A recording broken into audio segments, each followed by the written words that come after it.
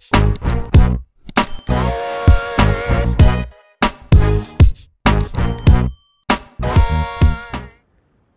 is going on, everyone? Platinum Beast coming at you with yet another video. Today we're going to be taking a look at a opinionated article on Business Insider. The title of the article is "The U.S. could end up running on gasoline forever, leaving electric vehicles to China and Europe." So today we're going to talk about this article. I'm going to talk about why it's important. But I first want to mention how most people who are sort of anti-platinum, as I like to call them, which there's no hate, all love, but some people just can't get on board with platinum. They see electric cars replacing gas cars, and they see the value of platinum going down solely because of that. I am not a believer in that personally myself, but if you are, that is totally cool because everyone is entitled to their own opinions, and I'm even reading an opinionated article. So this article is not solely just facts. A lot of it has to do with opinions, but I want to read it because it's pretty interesting and it hits on some key points.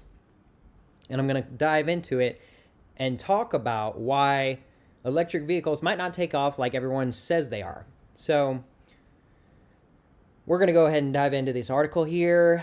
And starting off the bat, it says, in 2010, I was standing in the parking lot of Dodger Stadium in Los Angeles to hear Nissan CEO Carlos Ghosn proclaim that by 2020, 10% of the auto market worldwide would be electric. The occasion was the introduction of Nissan Leaf's electric vehicle, a car that's still on sale today, even though Ghosn's career is in ruins, yada, yada, yada, yada, yada. But in 2010, the CEO of Nissan said 10% of the auto market worldwide would be electric.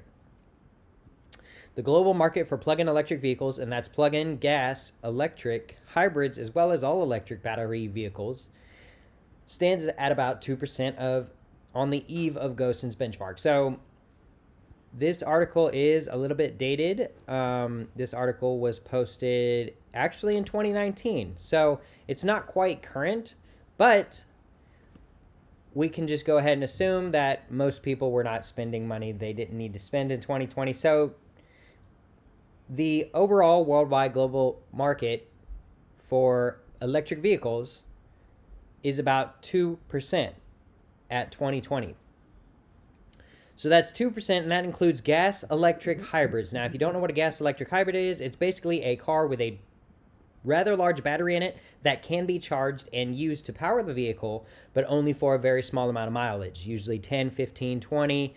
Some of them go up to maybe around 50 miles, but they also have a gas tank in them and can be used with gas. So you can use either gas or electric. These cars mainly cater to individuals who have a very short commute and do not want to use gas going back and forth to work, but if they want to go on a road trip, they can use gas.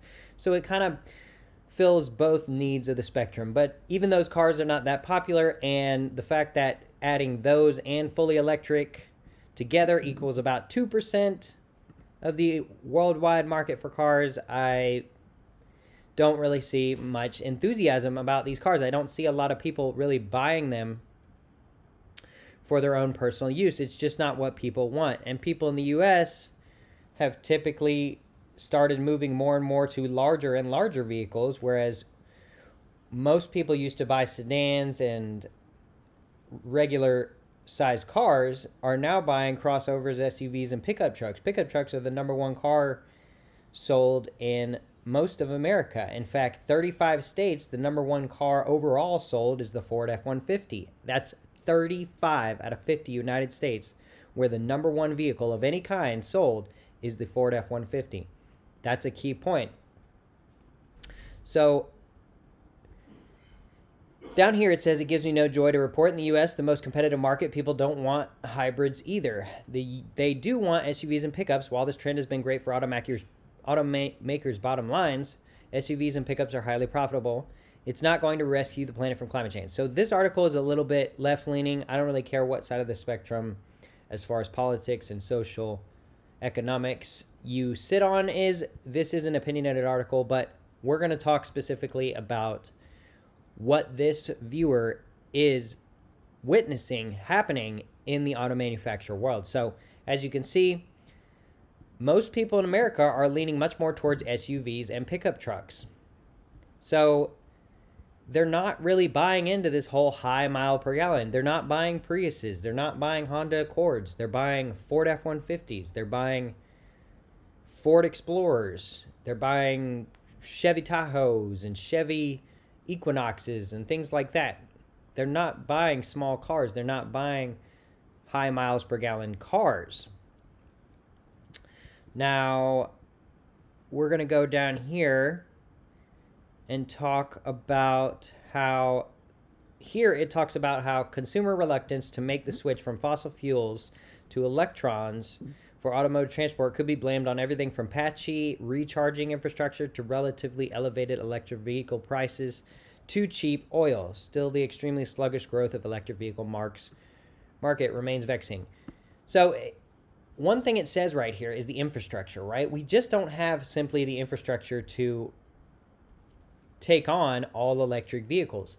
Even though Tesla has their navigation system mapped out in each one of their cars so that you can drive from the East Coast to the West Coast and find a charging port all along the way, you are going to have to sit on the side of the road charging your car for at least 30 minutes just to get enough juice to make it to the next charger. Then you're going to stop, charge for 30 minutes, juice to the next charger, and that's just a pain in the butt. People don't want to think about that, and people don't want to have to deal with that, you know? I know when I drive long distances, I usually stop at a gas station, pump the car, walk inside, grab a soda, grab a snack, walk back out, hang the pump up, and I'm back on down the road. So it's not really something somebody wants to think about is sitting there on the side of the road with their family or what have you. Now, I'm a young single guy. I don't drive around with a wife and kids all the time or anything like that. But if you do, there's even more reason, because nobody wants to be sitting there with their wife and kids on the side of the road with that car. Now, that's a little bit of my own ideas. Maybe you are different, and that's cool. But we are talking specifically about how electric cars are not taking off like people thought 10 years ago when they first started being implemented. They thought they'd be 10% of the worldwide market. They're not even really 2%. And if you go full electric, it's probably less than 1% of actual overall worldwide market after 10 years. And you got to really think about that, guys, is 10 years and we've gone from the first electric car to less than 1% electric cars. Another 10 years, let's say we go to 5%. Another 10 years, we'll say 20%.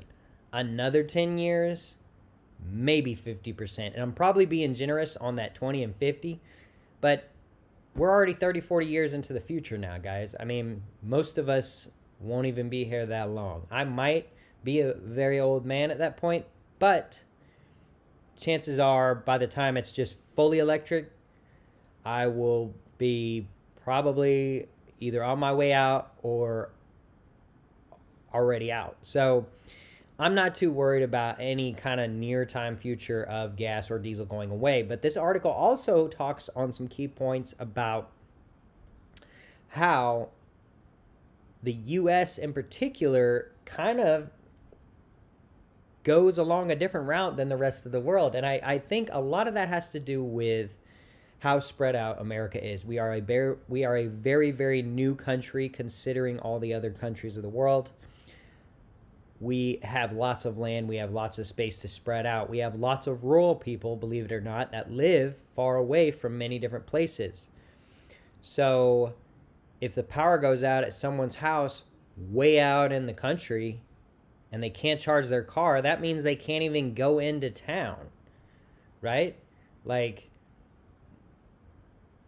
because there's no gas, there's no nothing. And so there's a lot of different things to consider, and I think people just aren't quite there yet. I just think they're not quite on board with the electric vehicles.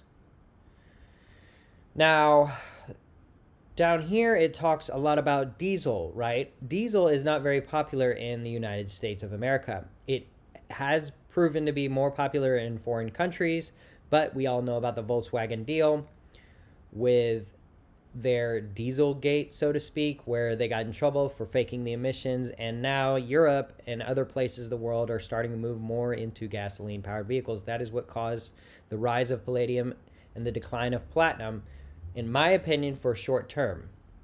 So Diesel will use, it says here, diesel was a European thing. Like with electric vehicles, the arguments in favor of diesel were strong, but they were a European thing. So America has been on the gas train for quite a while. Now, you can find pickup trucks and other utility vehicles that take diesel instead of gas, but most average, ordinary American cars, even pickup trucks, take gas instead of diesel. So with that, even though diesel for a long time was believed to be cleaner, more efficient, all that good stuff in Europe, Americans were just like, no, that's a European thing. In America, we drive gas. And Americans are very proud of what they do and what makes them different and all kinds of things like that. So there's many different reasons for why that could be. But that's an interesting note to point out. Now, I already kind of mentioned how Volkswagen had their Dieselgate and diesel flopped in the US. Electric vehicles could too. So still, the template remains instructive. Diesels were in many ways better than gas-powered vehicles, but the U.S. wasn't convinced, despite the presence of widespread diesel fueling options and the entire U.S. freight system still running off the stuff.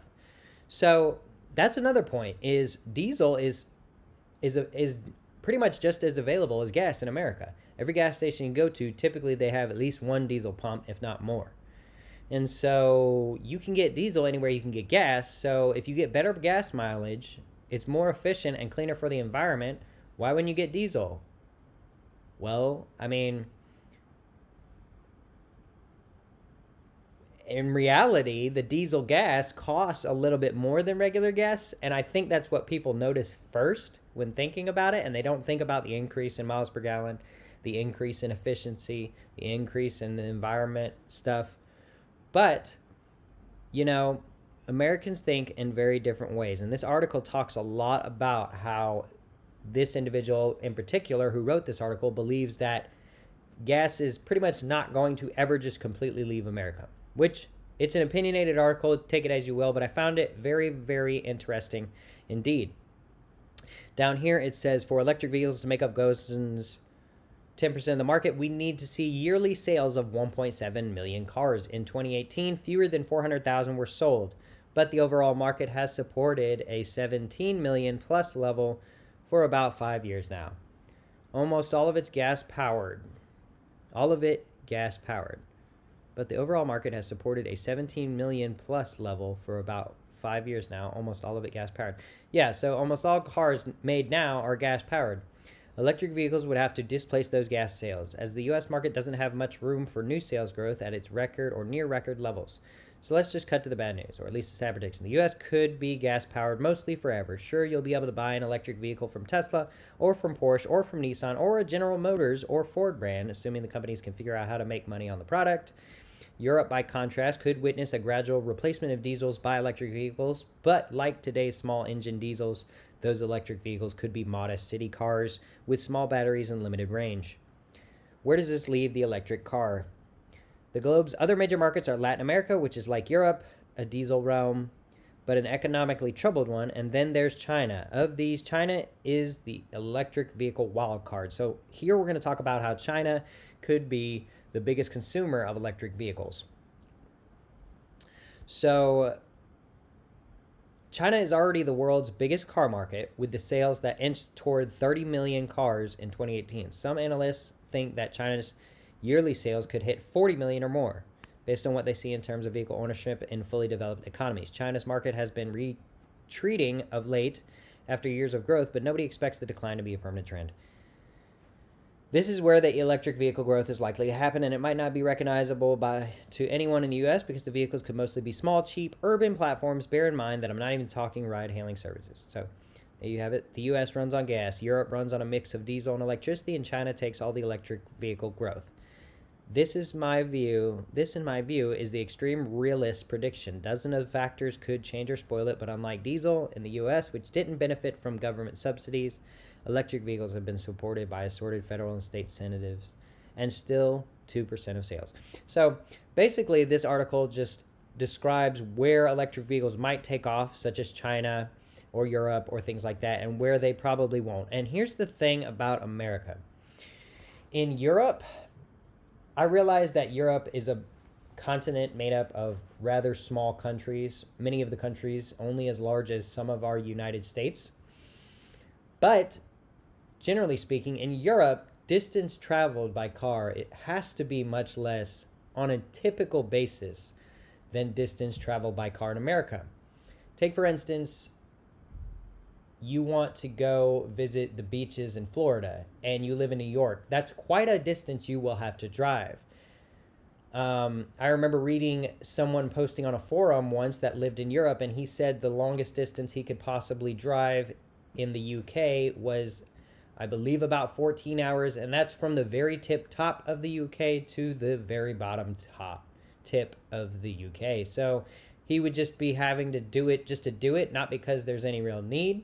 So most countries are smaller, and most inner cities are more closer together and things of that nature. If you take a look at the inner cities in America, you will see that even in the inner cities of America, we still have large parking garages. We still have drive-through restaurants or fast food restaurants that have drive-throughs. We still have all these different things that require driving, even if it's short distances. And some people that live in inner cities do adapt to the electric cars in America, but generally speaking, a lot of people usually have at least one or two gas cars as well, right? They might have a commuter, a little tiny Nissan Leaf that they commute to work to, and they have a pickup truck that they like to take up to the mountains or down to the beach on the weekends. So gas could hold strongest in America, and it could go away the quickest in China. At the end of the day, guys, this is an opinionated article, but I wanted to just kind of discuss it, and I will be linking this article in the description of this video below. So be sure to check it out on your own time if you'd like. But overall, I don't think electric vehicles are going to take off nearly as fast as everyone is saying they are. In closing, I just want to ask each one of my viewers, think about the car you have, right? Is it electric? If it is, that's cool. But if it's not, think about when you are going to trade in that car. And when you and think about a car that you might possibly trade it in for, right? Like for me, I have a pickup truck. What would I trade in my car for? Well, I have ideas in mind what I would trade it in for if I wanted to, and they don't really include electric cars. So if you are one of those people who, when you think about what your next car is going to be and electric is not the first thing that comes to mind, just know that you're probably not alone. So it could be a very, very, very long time before electric cars completely engulf the entire market of vehicles. But yeah, guys, interesting article. I hope you enjoyed the video. Be sure to check out my other videos talking about platinum as well as other precious metals. Be sure to hit that like button. Be sure to hit that subscribe button. Until next time, we will see ya.